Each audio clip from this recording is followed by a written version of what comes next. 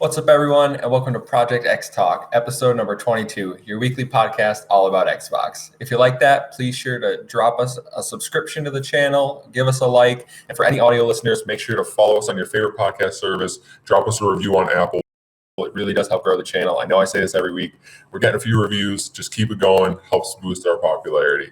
My name is Kevin, aka the Muffin Man. I'm your host for this week, and we have a kind of a mixed match of a panel. I'm here with the double A man himself, Garrett. How you doing? I'm doing fine. And this week we're actually joined by a special guest, Ainsley or Ains, the founder of Season Gaming. So Ains, I want to, as we do for all our guests, I want to give you the floor right now. Tell everyone who you are, what Season Gaming is for those that don't know, and just give me your little elevator pitch. Well, thanks for having me on, guys. So Season Gaming, it's been around for a little over 5 years now. It's an outlet that's dedicated to all gaming, not just Xbox, but obviously we cover a lot of Xbox. Mm-hmm. And really with a focus on prioritizing actual gaming journalism. And I say it that way because if you pay attention to a lot of the major sites out there and some, there's an awful lot of clickbait and nonsense reporting nowadays. So the goal for Season Gaming was to really be non-monetized. So there's no ads, there's no monetization. And it's really just about all the love for gaming. So we have a staff of about 10 and we publish daily news, everything, especially today. It's a great time to be on with everything going on with Bethesda. So we cover all that kind of stuff. But then we also have unique articles, ranging from opinion articles to, just everything gaming related. So if we have a weekly live show on Saturdays and, we have a YouTube channel and we kind of are fully featured. So yeah, anything, if you'd like to get your gaming news from sites and like to read articles still, which I know is not as popular nowadays, check us out because, we offer unique things. And like I said, you won't find any of that kind of daily nonsense or clickbait over at our channel. Yeah, I know I believe you recently had our friend Luke Lore from the Xbox Expansion Pass on your show. Yeah, so Luke and I are good friends. He's been on several times. We talk quite a bit. We've played games together, and we're actually him and I and another person are actually working on a side project right now too. So yeah, Luke and I talk pretty often. Exciting news. Yeah. He's a good dude. Oh, he's great. Yeah, we're gonna get him back on the podcast soon. Cool. Before we transition, I did want to bring up one specific article of yours that I was just looking at that you published. I think yesterday was the mental health one about gaming. Mm-hmm. You want to talk a little about that? Yeah, happy to. It's called Gaming to Heal. It's basically a look at using video games to deal with things that we all go through in life, right? So whether it be depression, anxiety, loss, anything really that we all go through at one point or another.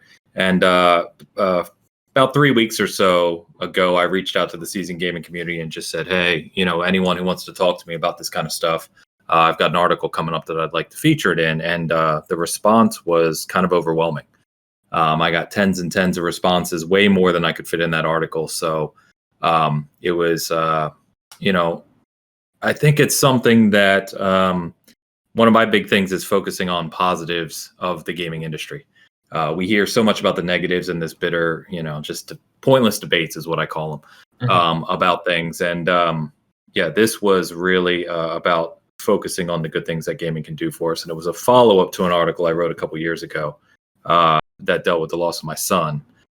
And so it's a topic that's very near and dear to my heart. And yesterday's article also kicks off a new initiative for Season Gaming called The Good in Gaming, which is going to be a full-time initiative and tab on our site, which is focusing on things like this, right? So we have an article one of our other contributors wrote on addressing toxicity towards women in gaming. You have a couple articles from myself right now and a video with I play for an Extra Life team that our team's currently #1 on Extra Life in the world. So I talked to kind of the inspiration behind that as well in an interview. And so I could go on and on, but the focus is really kind of drawing attention to how gaming helps people and the positives that gaming can kind of bring. Mm-hmm. Yeah, lots of amazing stuff. I know that article spoke to me in particular as someone who has a background in mental health. I have my master's in psychology, Wow. Okay. and I really do stress often the fact when people just tell me that games are just for entertainment or they're a waste of time. It's like video games can be so much more than that for a lot of people. They really are can be an escape, a way to help you through things, and certain games mean a whole lot to a lot of people. No doubt, they can be life changing, and I know people say whatever, but I mean that's not hyperbole, right? They can be life changing. I've spoken to people who are here because of a game or a gaming community, and it's some of the stories, if you read through that article, and I have more, of course, are just they're very, very touching and heartbreaking at the same time. But it's so that's cool. It's cool to hear from someone like yourself that has that background and knowledge. Because one thing I wanted to point out is I always try to stay away from anecdotals. I can't stand people trying to prove a point by saying, well, the people I speak to, that doesn't mean anything. So I always try to go with hard data and studies. And some of the studies I was researching for the article around escapism from entertainment and other things, there's more and more of them popping up now, really, truly deep peer-reviewed studies. And so it's just great to see that one of the ones I linked in there was just published like 3 weeks ago. And I know CNN even covered it. And so it's starting to, I think, kind of make some headway that, hey, video games are a lot more than this. When I was growing up, I'm an old guy. So, this silly kind of hobby or kid game. And then we've also all dealt with the whole, it causes violence and, all these other issues, which quite frankly, the data says otherwise. Yep, absolutely. Video games are great. I think we'd all agree on that for a lot of different purposes. But yeah, we'll move on to something a little more uplifting. So we're going to move on to our segment called What You Playing. And as we do every year, I'm going to go around the room, and Aman just joined, so perfect timing. I'm going to go around the room and ask a simple question, and that's what you playing. So Garrett, what you playing? So where did I leave off at? I think Grounded I just am finishing up with, and in news of recent Bethesda things, I've been replaying Doom 3 and was downloading Skyrim actually right now. Oh, well, they're both on both on Game Pass tomorrow. Yeah. Yeah. We'll get to that. I don't know if Aman is actually here in the chat, so I will go to you, Ains. What you playing over there? So man, I'm addicted to Division 2 again. No. I played it a lot. I played a ton of Division 1. Played Division 2. I actually reviewed it for us at launch, and loved it, but it was kind of missing some end game stuff. I'm really deep into like the min-maxing and Diablo ARPG style games. But nowadays I kind of went back to it with the Series X update, which is amazing, by the way, if you haven't played it. But the content in that game nowadays is just extensive. I mean, there's so much to do, and it's so well designed in a lot of ways. I just love it, man. I can't get away from it. Yeah, I've heard a lot of good things. I played a lot of the Division 1. I played some of the Division 2, and it didn't grab me as much as the first one. Yeah, so if you haven't gone back to it, try it, because I was kind of similar. Like, there were things I liked about 2 at launch, but it was missing a lot of what made 1 special. Mm-hmm. But I feel like now it's gotten to a place where it's almost like the best ideas of both 1 and 2, and it's just damn good. Maybe if I need a games as a service itch, I'll hop back in. Yeah. Aman, are you there? Yeah, guys, hello. Sorry for being late. First of all, right. I was just getting myself sorted. So this weekend I actually played some stuff. So I started playing Code Vein due to my newfound love of Souls-like games. I tried Code Vein out. Pretty good game. I was enjoying it so far. That's a game I tried with my friends, and I dropped pretty quickly after a few hours. Not my type of game. Not my type of game. I've been playing Control Ultimate Edition. I just finished the main story of Control, so now I'm in the Foundation DLC. So I love that game. Is that the one with Alan Wake? I think that's AWE. I think that's the next one. AWE. All right. So yeah, I think that's the next one. I haven't got there yet. They're only a few hours, from my understanding. So I'll be there shortly. Probably next week. I'm looking to finish that up. But like I said, I love the base game. I think it was fantastic, and the Ultimate Edition was beautiful. And then I'm 17 hours into Immortals: Phoenix Rising now. Okay. And the game continues to tear me in two directions of, do I like this game or, do I not? I really hate some of the forced exploration, I'll call it, that Ubisoft throws in there. I just wish, I think the game would be a lot better if it was just a mainline story path where you just level up by like progressing through the story, getting new abilities.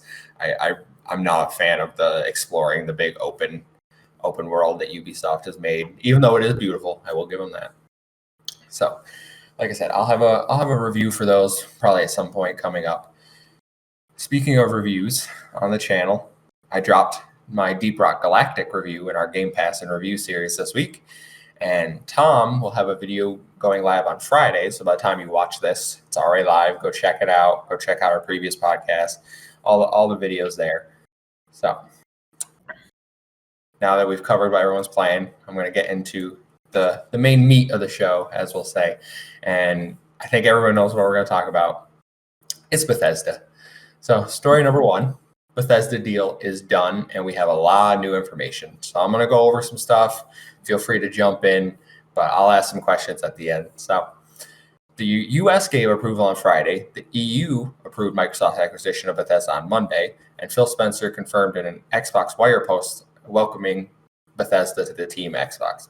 Phil stated, "It's an honor to welcome the 8 incredibly talented development studios: Bethesda Game Studios, id Software, Zenimax Online Studios, Arcane, Machine Games, Tango Gamework, Alpha Dog, and Roundhouse Studios, and their passionate global communities to the Xbox family." Majority of the posts after that is just PR speak. However, he did drop some hints and said, "This is the next step in building an industry-leading first-party studios team, a commitment we have to our Xbox community. With the addition of Bethesda creative teams, gamers should know that the Xbox consoles, PC, and Game Pass will be the best place to experience new Bethesda games, including some new titles in the future that will be exclusive to Xbox and PC players." They ended that with saying they'll have more to share later this year. Well, we didn't have to wait long because just today they had a roundtable with Bethesda and heads and Microsoft heads. And Phil was actually asked pretty early on in the show about the exclusivity and, quote, said, "If you're an Xbox customer, the thing I want you to know is that this is about delivering great exclusive games to you that ship on platforms where Game Pass exists." Phil also said there were some exceptions, which included honoring prior contracts or contracts in the future, and that there may be things that have legacy on different platforms that will go due. So I'm going to stop there with my first question. What does everyone think of the exclusivity answer? It seems we finally got it. Ains, what was your impression of the statement? Yeah, I think it's a typical Phil statement. It makes a clear point while leaving ambiguity at the same time. He's very good at that. Mm-hmm. But I think this is about as clear as he can be at this point in time. We've been talking about this, the community has, for a while now, ever since Bethesda was announced. I actually went back to September when this was announced originally and looked at my comments, because I got a lot of feedback on my comments on this. And essentially what I said is, I think I pissed some people off, but I said, you heard a lot of people in the community saying they didn't spend $7.5 billion to put games on mm-hmm. PlayStation. That statement was said about 1 million times. And I told everyone, I said, that's a stupid statement. I don't care who says it. It's stupid. As a business person, right, he's a leader of a multi-billion-dollar organization for what's been the richest company in the history of the world. They didn't spend $7.5 billion to lose money. That's the fact. And so I think that it was made clear today that, and we've known for a while, this transitions into the Game Pass discussion, which Game Pass is the future of Xbox. I mean, if you don't see that, you're not really paying attention. because that's their global solution, no matter the device you're on, right? And so, he said it about as clearly as you can today, that Game Pass is where these games are going to reside. And I thought it was very interesting that he said where Game Pass exists. That's a very poignant statement, delivered exactly as he wanted it to, because what it leaves the door open for, of course, is Game Pass to exist on other platforms. And there has been discussion before of, will we eventually ever see Game Pass on a Switch or Game Pass on PlayStation, which is a crazy thought for anyone who's been around the industry for decades, right, or however long. But the industry's changing rapidly, and it's not about device anymore. It's about ecosystem. Microsoft and Xbox have their focus on reaching the 3 billion. Even Satya Nadella has said it from Microsoft, right? They want to reach the 3 billion gamers in the world. And to do that, you have to be open to being on any device. So the analogy that I often give, my DM's blown up today, and one person said to me, like, I don't think we'll ever see Game Pass on PlayStation or Switch. And I said, you have to stop thinking in this ancient, or not ancient, but this old methodology. It's like, could you imagine Apple or Android coming out and saying, yeah, you can get everything, but we don't offer Netflix? People need to change their thinking about the way this is. And I think what Xbox is driving towards is to make Game Pass an indispensable service. If you're a gamer, you have to have Game Pass. There's just too much content, too many huge games on there not to have it, no matter where you're playing. So, I love Xbox hardware. I say all this knowing that I prefer to play at home on my Series X on a home theater. That's just what I love. And I hope more than anything that they continue to make consoles and the best console hardware. But it's very clear that all these deals and all these acquisitions and future ones to come are about content for Game Pass. And I think that's about as clear as it could be today. But yeah, I found it interesting. Of course, it started the huge debate online again. So. Garrett, Aman, I want to know your thoughts before I go on a little ramble here. Just to who wants? Sorry, go on. Do you want to go first, Aman? Sorry. All right, okay, cool. I was just gonna say, to counter him, when he was saying that, I think the only reason that he didn't say more Xbox wording is still because it's up in the air about Game Pass being put on Mac, right?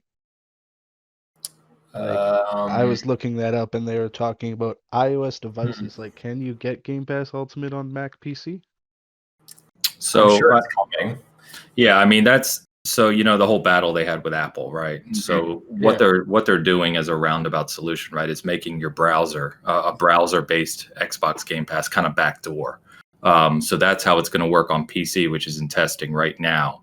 But that also it gets around Apple's kind of terms of service that they have with their App Store as well, which they don't have on Android. But it's very, very similar solution, right? If you have a browser-based Game Pass solution where you can get into the ecosystem and play these games, that'll work on anything. At that point, it's transferable, right? That's why you're going to see Game Pass be a service on smart TVs in the future, where you won't need a console.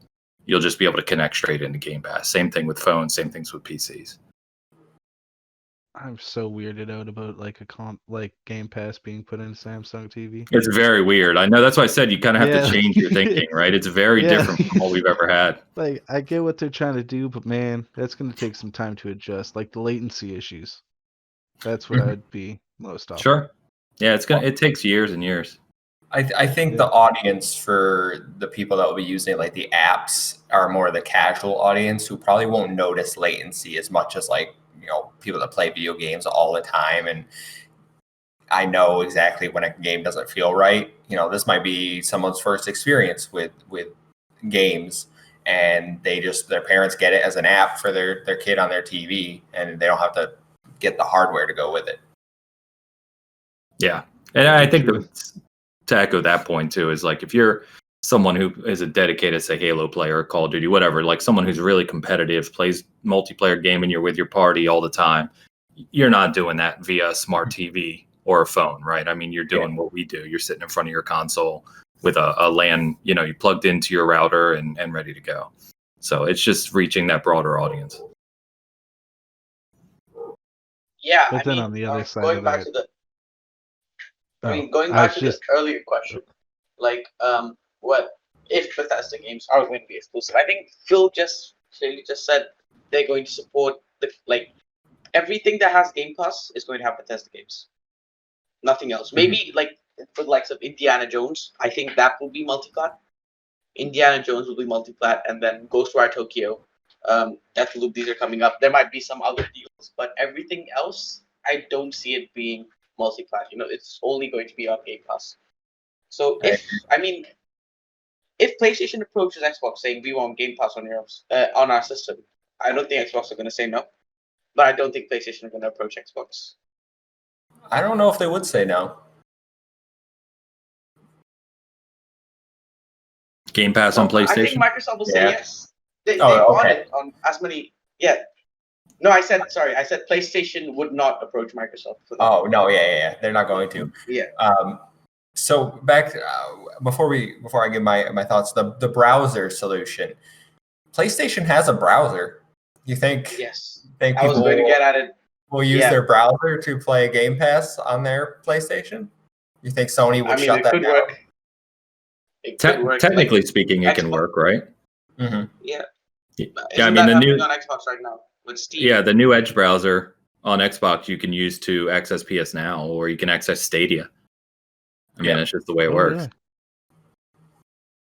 Yeah, I mean, I think this was pretty clear. I see people, I like to say they're in denial, trying to poke holes in his statement.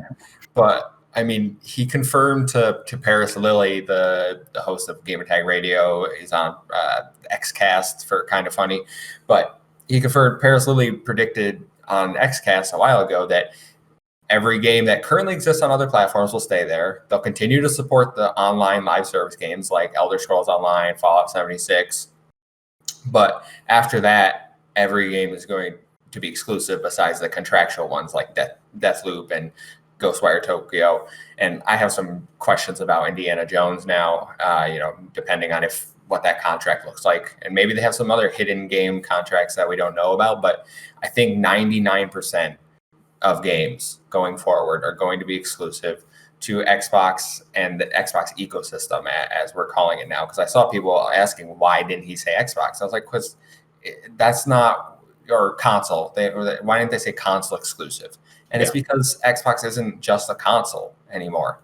We have to get rid of that thinking as well. We need to move past console exclusive, Game Pass exclusive, or anywhere Game Pass. He chose his words very carefully, and people don't need to poke holes. He told us straight up what it is. And then his Twitter confirmed to Paris, just basically put that nail in the coffin for me there. I'm like, yep, this is what it's going to be. And people can be upset. But I don't really think they should be upset, because Game Pass is so easy to get into. If you have a PC, if you have a phone, with more options coming, as we said, more options for your phone, the smart TV. So people are going to be able to get in and play these games at almost no cost. Yeah. Ecosystem's the right word. We on our show, we always have hashtag ecosystem, because I was like, that's what it is going forward. It's not console, it's ecosystem. The play is the number of people playing your games and what they measure as engagement, which is how many people are playing it, how long are they playing it, and then what is the amount of time over a period that they engage in it. And that's where the money comes from, right? I mean, look at anything that has a sustained income in this industry. It's all about engagement. Absolutely. Yeah, I totally agree with you there. See, I think as far as we're going, everything is going to be ecosystem exclusive. Apart from existing deals, Indiana Jones, I highly doubt that's going to be exclusive. It could be, but I doubt it. And the games Zenimax Online Studios has been developing, I heard they're developing quite a few games, and they're supposed to be MMOs. So I think they would be multi-platform, as it will benefit them to be multi-platform. I can definitely agree with that. We got some other news, some exciting news. Speaking of Game Pass, was that tomorrow, Friday. So by the time you're listening to this, they're already out. Go check them out. 20 Bethesda games are coming to Game Pass. and most of them are for console, PC, and cloud, but there are some exceptions. So I'm going to read off the list, but if you want to see what's what, go check the actual announcement. But the 20 titles are Dishonored Definitive Edition, Dishonored 2, Doom, Doom 2, Doom 64, Doom 3, Doom Eternal, Fallout New Vegas, Fallout 4, Fallout 76 Steel Dawn, Prey, Rage 2, The Elder Scrolls 3 Morrowind, The Elder Scrolls 4 Oblivion, The Elder Scrolls 5 Skyrim, The Elder Scrolls Online, The Evil Within, Wolfenstein The New Order, Wolfenstein The Old Blood, and Wolfenstein Young Blood. Guys, that's a lot of games. That's a lot. Great games too. Well, that leads me. What are your picks? What are your highlights out of this 20 games? If you had to tell people go play these 2 games, what are you picking? Oh, definitely. I'm gonna start with Morrowind and Oblivion. Nice. Just like right old school. Morrowind is amazing, man. Classic. Right? I I would had an definitely go Argonian for with a spear, but that was back when you could literally kill everyone on the map, and Yeah. I got good. distracted. I was young at the time. You could just kill stuff. I need to go back and actually learn what I was supposed to be doing. Oh, I definitely want to try Fallout New Vegas. I never got to try that game, and I've heard a lot of good things about it. So definitely want to try that one. Yeah, you're a Fallout guy. I know. Yeah. Just from talking to you. So this one is definitely one you need to play if you like Fallout. For me personally, I want to try The Evil Within and Prey.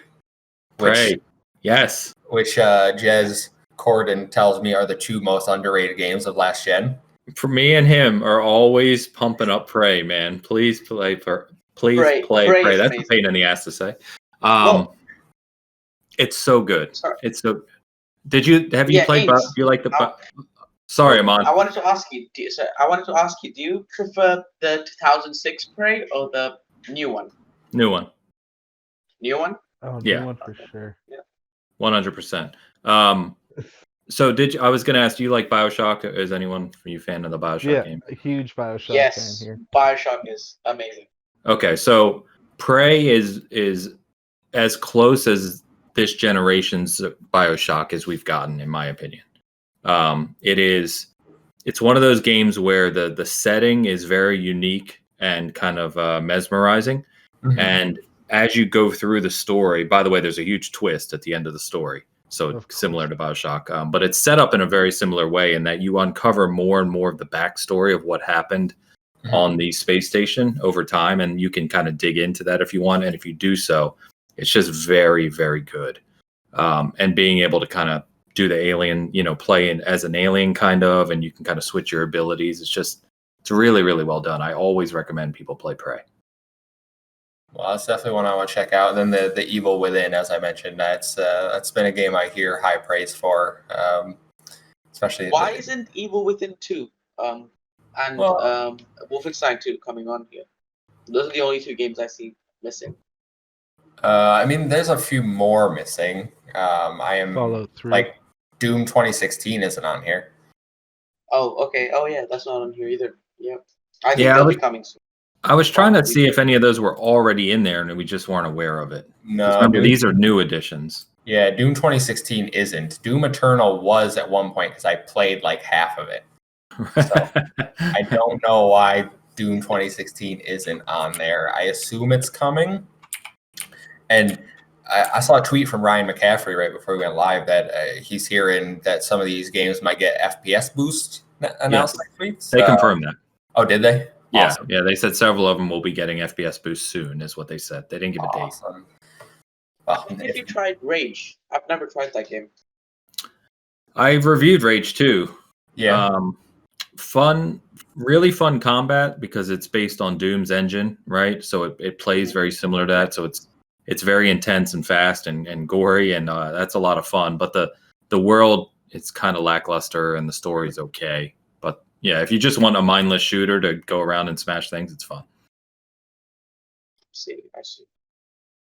Yeah, that's kind of how I felt about Doom Eternal. I was like, I have no idea what this story is, but I did enjoy my time ripping demons in half. The Great platforming in that game, though. There's just so much violence. Yeah. Accurate, though. Doom Eternal gets hard too. Like Doom Yeah. 2016 was my game of the year in 2016. I'm an old school Doom guy. I love it. Doom Eternal, man, some of those parts, because there's so many abilities now. They've added so much that you can do and have to think about between your shield and your ammo and your health and everything. And it gets wild. Yeah, I heard people call Doom the Dark Souls of first-person shooters. Doom Eternal can get really hard. Yeah, it really can, especially later on. Yeah. Well, there's just so much happening on the screen at the same time. Your eyes start going cross-eyed. Yeah. Yeah. Trying True. to keep your eye on everything at the same time is impossible. Oh, I was playing on a base Xbox One, so like. Oh God. Oof. You want to talk about hard to look at? That game does not run well on that system. I mean, frame rate wise, it's fine, but resolution, it's very blurry. I think it comes in at like 900p. Yeah, I think so. So not great. Well, also announced at the Bethesda roundtable. This is nothing really big announcement, but Erin from Bethesda, not Erin Greenberg, she mentioned that they will have game announcements coming this summer. So stop asking. What do you think we're getting this summer, guys? A little speculation here. Starfield, Wolfenstein 3. Starfield and Wolfenstein 3. Starfield, Halo, and that unannounced Coalition Halo. I was asking mainly for just Bethesda, but Prey 2, hopefully. Prey 2 this summer. I would take anything. I would take anything at this point. I wish Prey 2 was Bethesda the thing, and Xbox but are the same thing now. We I don't think can't so. be separating them all the time. I think Starfield's the focus. I think Yeah. we'll finally see it. That'll be the reveal. I agree. Yeah, that's the game they've already said is coming next from Todd's team. And people want to see it, and that will build a lot of excitement because they're going to market it as from the team that brought you Skyrim and Fallout 4. I mean, Skyrim's going to be plastered all over the marketing because it's just such a big game. So, but honestly, outside of that, it's been really quiet in terms of what, in the Xbox community, kind of what Bethesda is building. They've done a really good job at keeping things under wraps. So I'm very interested to see. I would love a Prey 2, but I don't think it's happening. I think it's Starfield as well, and hopefully Arcane have been working on quite a few games. They have multiple teams, and there were rumors going about a fantasy whimsical game. Quite a few months ago, we covered it on the podcast. Yeah, I think that's super early in development, though, right? Like just starting. Yeah, probably. Yeah, that's the new IP Arcane Austin's working on. Yeah. Whereas I believe Arcane Leon is working on Death. They're the ones publishing Deathloop, developing Deathloop. That's right. I mean, the unannounced games thing kind of leads into story number 2, which I have here, which is kind of a story, but I took it from Jordan Alleman over at IGN, and the Xbox Director of Program Management, Jason Ronald, has made it clear that there are unannounced Xbox games scheduled for this year. On the Iron Lords podcast, Jason was asked what game he was most looking forward to this year, and he replied, "Not all games that are releasing this year have been announced." So kind of leads into our speculation that I think the summer seems to be when Microsoft and Bethesda are going to have some sort of blowout and let us know what's coming. Unfortunately, we're already 3 months through the year, so 3 more months, and then we'll start getting some game announcements. Well, I saw Jez just also posted that he's here, and we may get an Xbox event on March 26th in a couple weeks. So I'm wondering if maybe they do something like in the first quarter as an Xbox event, which is more of a third-party agreements. Some of the things we've seen before, maybe some of the indies like The Ascent or 12 Minutes, and some updates there. And then the summer show would be a big focus with Bethesda on Starfield and, maybe some other future projects. That'd be great. I'm really looking forward to 12 Minutes. That game looks. I think I heard about the game like 6 years ago at this point. It's been in development so long. Yeah. But that's a Friday, in 2 weeks, roughly? Yeah. The I'm 26th looking would be. forward to the Ascent, I would say. Yeah, Yeah, no, Ascent That looks game is great. good. I like the cyberpunk aesthetic setting, as you guys know. yes, as we know, where you gave Cyberpunk 2077 Game of the Year. It was Game of the Year. I'll back him up. Oh no! Yes, finally, someone who agrees with me. Yes, let's go. Dude, he's got the That doesn't chair. excuse all the Like, dude, issues. It doesn't I excuse was the being issues. quiet. Yeah. But if you play through that game in its entirety, I put 140 hours into it. Wow. It's an incredible game when it's not broken. It's not broken. Yes, when it's not broken. So you've put 140 hours in now. Has the game been like getting better with the updates? So there's been some small updates and then just one large title update, which really hasn't impacted. I played on Series X and PC, and it didn't really impact a lot there. Just some small bugs. Their second title update was supposed to be out by the end of February, but they got delayed a little bit. So I think we'll probably be hearing about that like next week, as you're listening to this. So that's really They kind of ransomware attacked or something. I heard got hacked, yeah. cyber attack. Yeah. the company did. So I think that's more optimization, and then they're going to be working on expansions. But I'm really looking forward to a time maybe late this year, right, when they get the optimizations done. They've got some free DLC in the works, and then they're going to optimize for Series X and PS5. I'll probably revisit it and do a second playthrough at that point. Wow. All right. I know Garrett. Did you beat it, Garrett? I was actually right before the very last mission, like going up into like the tower to talk to some chick. Like the whole little warning came up, and I was like, wait. Looked online, and people were saying that it was pretty broken for the last mission, so I just put it right there. I'm standing literally at the end of that I building. know where you are. waiting Yeah. to- Funny enough, once you start that, it's not one mission; it's like several. Okay. Yeah. So you've got quite a bit to go in terms of hours, but once it's like the point of no return, I think they call it, right? Yeah, that's why I stopped right there. But I Yeah. don't know. I went for like a complete cyberware build, and like Nice. my God, I love that game. Yeah. Like honestly, if it wasn't for some of the jankiness, it could have been Game of the Year. Like I'm not gonna lie, they shouldn't have released it in the state that it was in, but if it had more time to bake, it definitely could have been. If it wasn't for like their initial how they handled everything, could have been something special. Agreed. And especially if they do get a Cyberpunk online, oh my God, running around with like little squads. Wow. That's They did announce an online. Apparently, it's coming 2022, right? Yeah, next Like, year. they announced it. Yeah. Completely separate mode. Like it's a completely separate development. Yeah, they also have free DLCs coming later half of this year, I think. Like The Witcher. That would be. Yeah, but I heard that it's interesting. their first round of DLC is just going to be the content that they initially cut. Then they're just going to finish it and give it back to us. So, I don't know. I got little mixed feelings on their DLC strategy. One question for you, Gaines. What ending did you go for? So I've done two, and I don't know what I can say, without spoiling for anyone, obviously. So we may want to take that to DM, but yeah, because I don't even know what I could say that wouldn't give something away. You have a pretty big choice there at the end. Yep. Right. But there's four endings, I believe. There's three, and then there's kind of a secret one you can do. Yeah. Around 4, yes. Something. Yeah. So, anyway. All right. Cyberpunk. Maybe I'll play it one day. I mean, my game of the year was Yakuza Like a Dragon, so great game too. Another great game. I'm gonna stick with that. We'll move on to story number 3, and we kind of already touched on it a little bit, but Andy Robinson over at Video Games Chronicle gave me this report.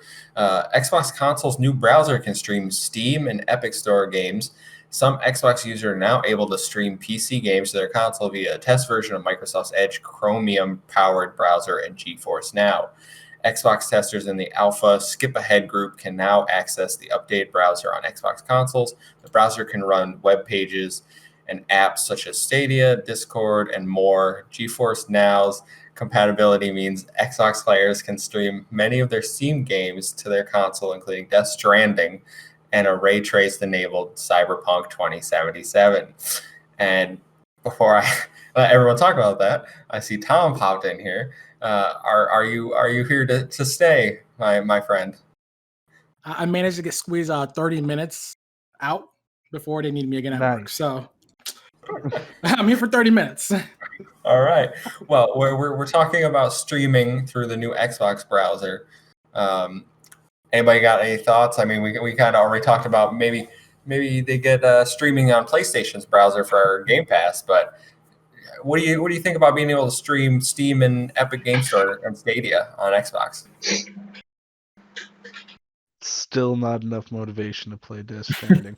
As much as I like peaceful things in games and doing nothing for hours on end and watching theatrical storylines of a guy who used to kill zombies. It's just nope, not quite there quite yet. Got to be Game Pass. I mean, you can try Horizon Zero Dawn. Yeah, that would actually. I would probably be down for that. I don't think you can stream that yet, can you? I'm not sure. I don't know. Yeah, it's on Steam. 6 months. Yeah, I'm not sure. I don't think it's true. I don't think it's available through GeForce Now, though. Gotcha. Yeah, it's kind of interesting. It just goes to show that connectivity is kind of that future we were talking about earlier, right? It's that at the end of the day, all of these services can connect in one way or another. They're more artificial walls than anything else nowadays.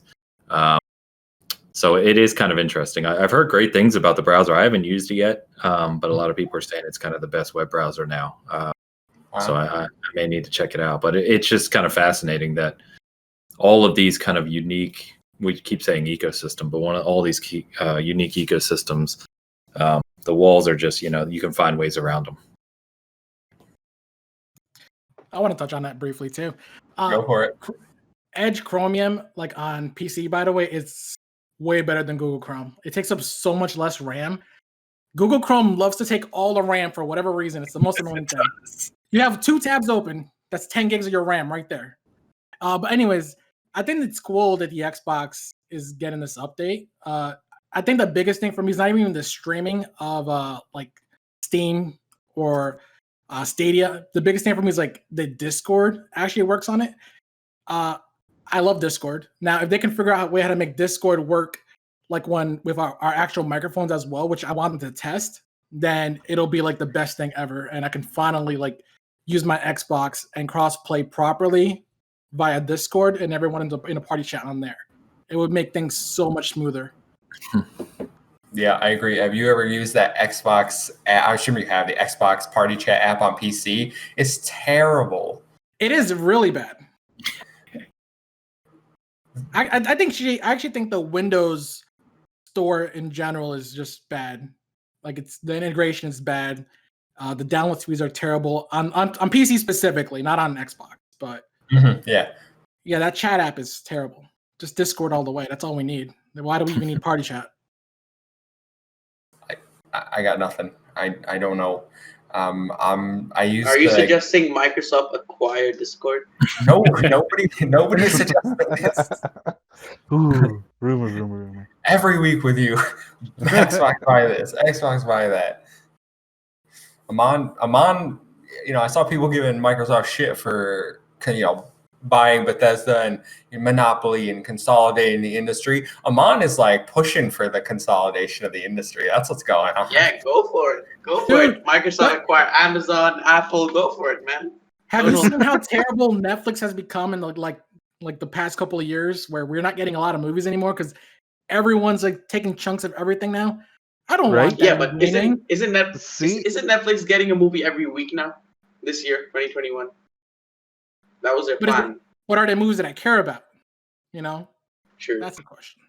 Yeah. HBO Max is where it's at now. Last crazy Netflix thing was that Tiger. God damn, King. Joe Exotic. I didn't watch it. He has the mullet. Oh, you Oh, haven't dude, watched it? Oh, God. That dude was crazy. Like, you think you've seen some stuff. No. Netflix kind of fell off for me after they got rid of all the Marvel shows.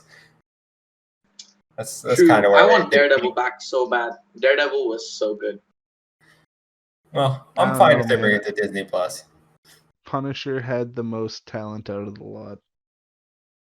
Punisher season 1's good. Season 2's trash. I will maintain that point.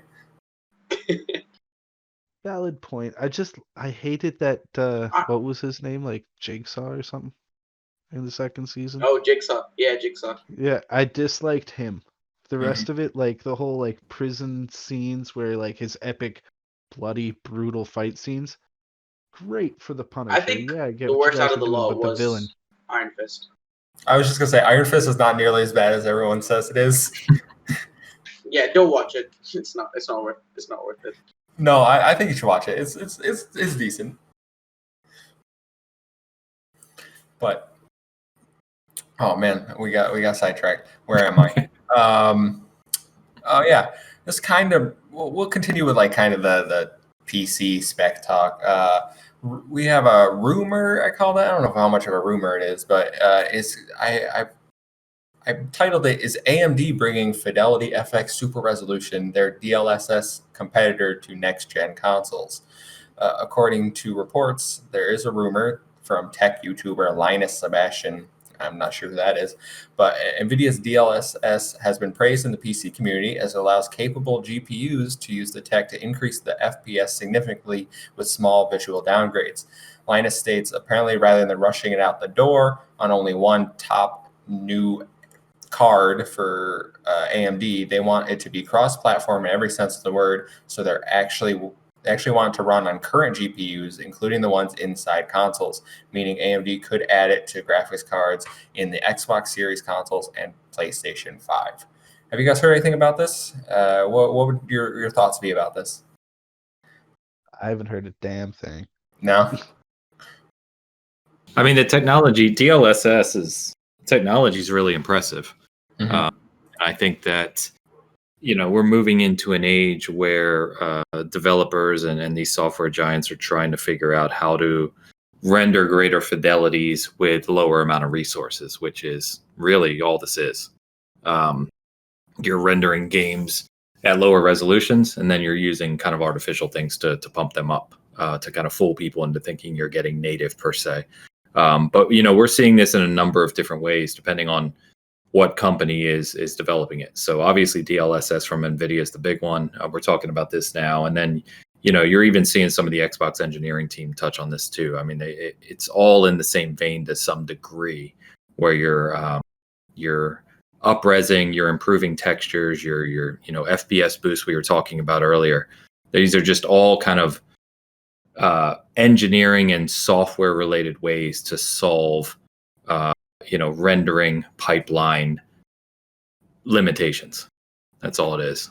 So it's if they can pull it off and they build in the capability to or unlock the capability for Series XS and PS5 to do this, then by all means, it's just a win for us. Definitely is. Like, the biggest thing about this is I feel like this generation, there's been a massive focus on ray tracing for whatever reason.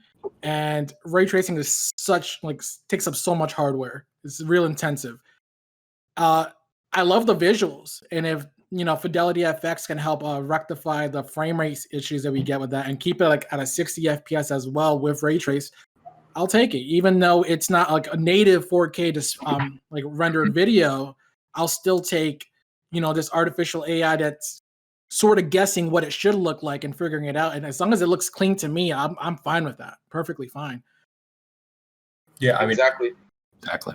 You brought up ray tracing being a big deal, and it is a big deal for me, coming especially from the Xbox One, the base console, to the next gen consoles. I have both the Series X and the PS5, and so my ray tracing, I've had the Medium has some ray tracing.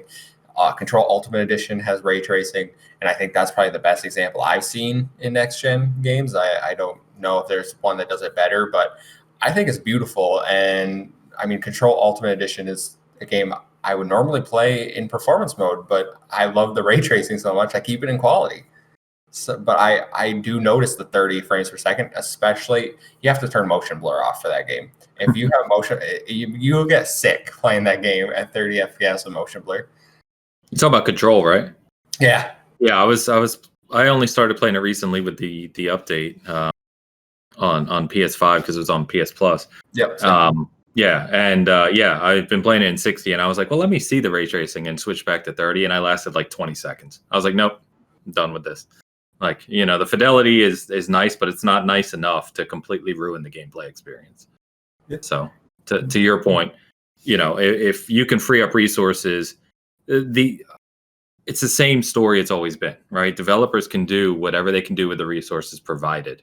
So if they can free up resources, still give us 60 frames, even if it's artificial in some way, where the gamer doesn't notice, but that allows them then to use the hardware resources for something like ray tracing or other effects, we win.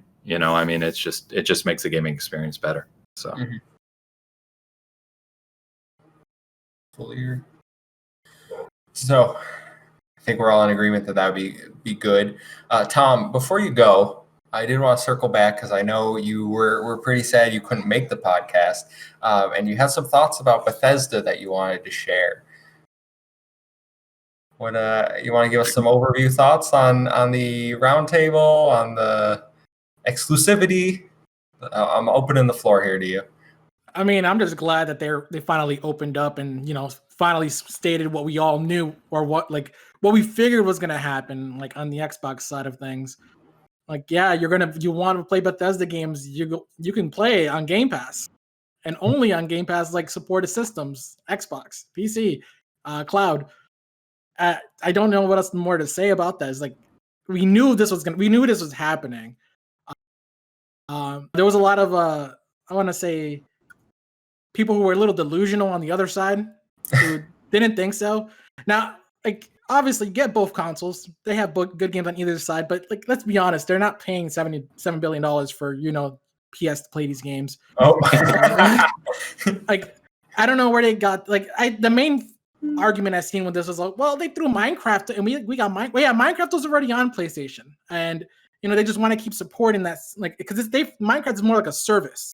That's what they're doing with Fallout 76 and ESO. Yeah.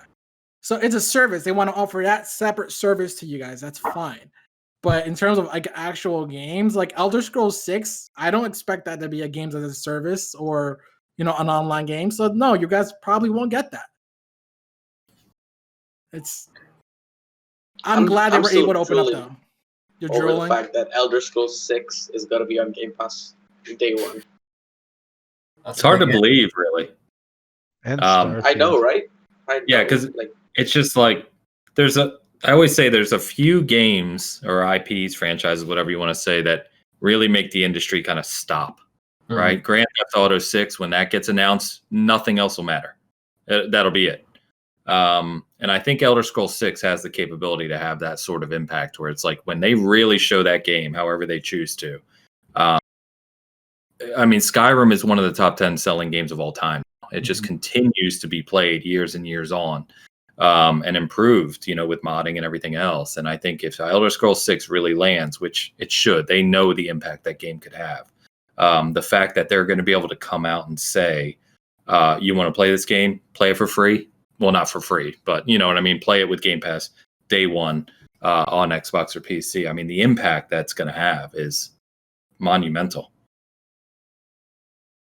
Yeah, my worry with Elder Scrolls 6 is that Skyrim is so held in such high regard that people are going to get Elder Scrolls 6, and like if it for some reason doesn't meet their lofty expectations, that they'll be disappointed. But maybe the fact they didn't pay $60, $70, they just got it on Game Pass will make it a little more reasonable. If it doesn't meet those expectations, they can understand. They be like, oh, it's good. It's not what it's not the mind blowing thing. Not to say it won't be. It could very well be like another generation defining. Are you doubting Todd Howard? I don't know. I think he's doubting the fans, man. To be honest, because like every game, like look at Cyberpunk. That game came out and like everyone was making fun of people walking through bookshelves, right? Then there's Skyrim that came out with your guy just like yeeting across the map because he got kicked by a giant's toe.